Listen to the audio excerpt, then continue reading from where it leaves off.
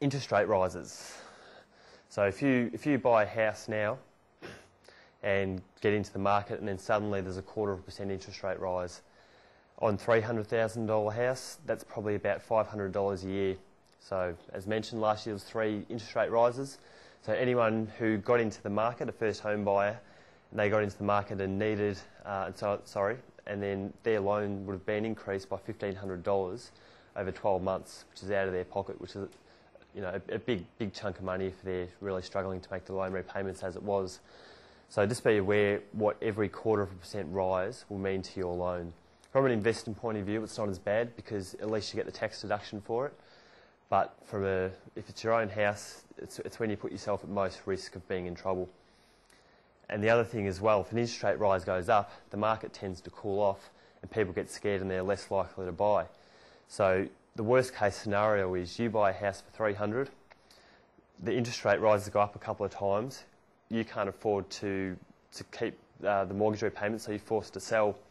But suddenly you can't sell because everyone else doesn't want to buy at that rate. So you can only sell for less than that $300 to start with, and your loan still though is the full amount. So suddenly you're in a position where you can't actually afford to keep the house, but you can't afford to sell it either, because you'll sell the house at a lesser rate and still have debt. So it's just something to be aware of, that just because you own a house doesn't mean you're safe. You can really put yourself in trouble because you'll never see your stamp duty, lender's mortgage insurance, and all these costs again.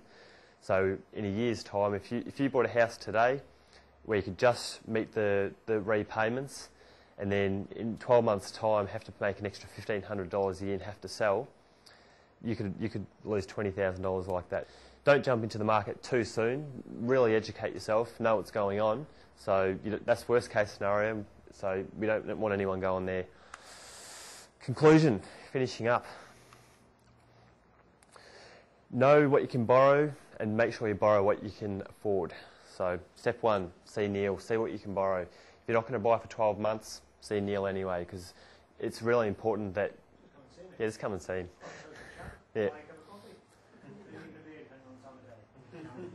Yeah, but know what you can borrow, because there are ways around the system where you can get these gifts, you can do all these things, but don't push yourself too far, because at the end of the day, if it falls through and that worst case scenario happens, you're still going to lose a lot of money. So make sure you're smart about what you can borrow.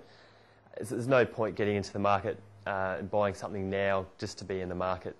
I know people that have bought brand new houses which you can't do anything to, so at least if you buy an old house you can improve it. Your dream house doesn't have to be your first house. You can just building blocks one at a time, so you can start small and then build up to that dream one day. Get good advice and be aware of the costs. So pay for these small costs, educate yourself, because it'll save you a lot in the future. Like I said, don't rush in. There's plenty of opportunities. If the prices double tomorrow and you think, damn, I missed the boat, don't worry, because they doubled for everyone. And there's always ways of getting into the market if you want. There's always strategies. So the important thing is you get back to that very first example of rent versus buy.